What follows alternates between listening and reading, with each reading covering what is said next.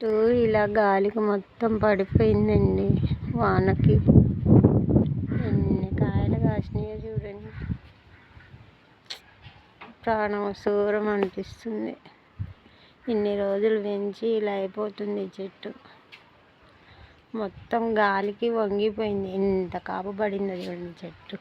ఆకు కాని రాకుండా కాయలు పడ్డాయి. చెట్టు నిండా కాయలే. ఇంత పొడుగు కాసింది.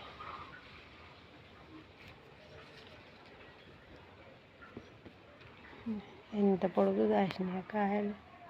ఇంకా వారం రోజులైతే అన్నీ తెంపుకోవచ్చు.